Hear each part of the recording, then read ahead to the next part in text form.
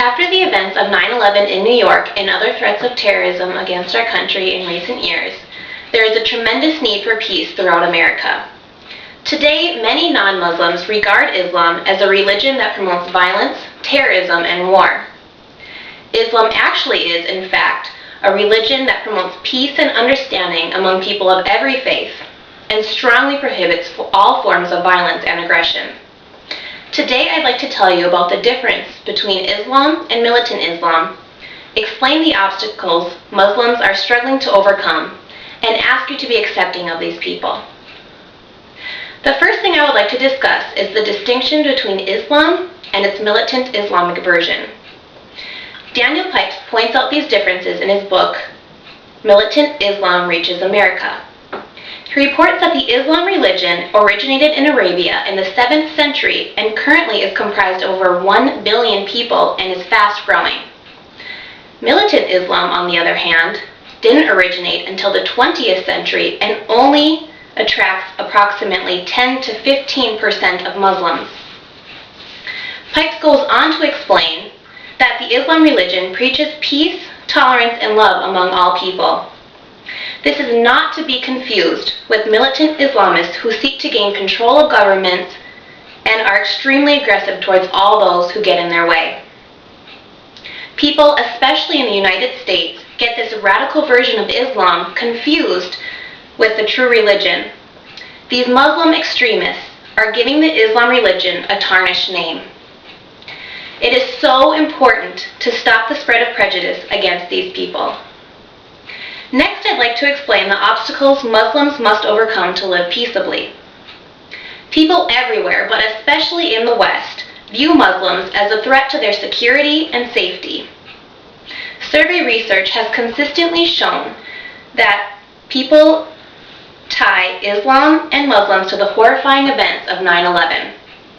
One poll found that over 80% of Americans favor stricter controls on Muslim entry into the country, and almost 60% want tighter controls on Muslims traveling on airplanes and trains. Even more astounding, research has shown that over 30% of Americans would like to see detention camps for Arab Americans. These sort of ideas are just not acceptable and they need to be prevented. In his book, Journey of the Jihadist, Fawaz Gurgis points out how young Muslims are facing racial profiling at every turn. They are socially repressed and politically oppressed in their countries of birth, and abroad they are looked at as barbarians and avoided like the plague. Most of them are denied visas to Western countries to study and work. These young Muslims cannot understand why they are being punished for crimes that they have never committed, and even more, do not condone.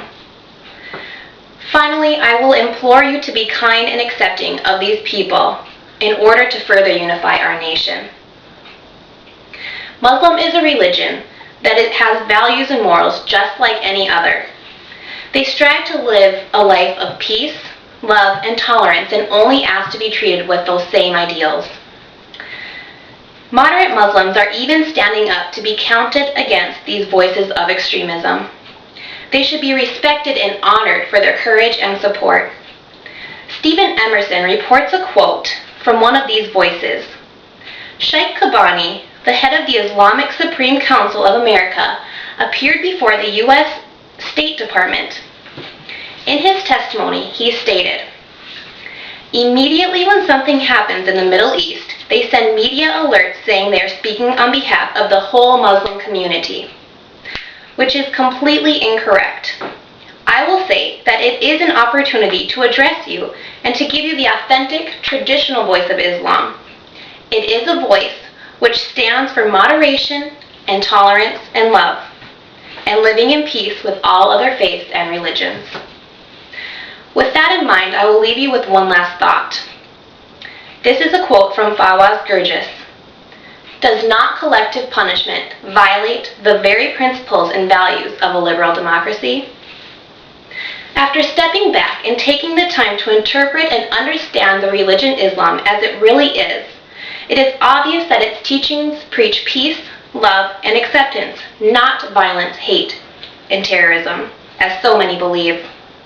It is crucial, especially at this time of war and confusion, to understand that the majority of Muslims are praying and working towards the same goal as the rest of the country, and that is peace.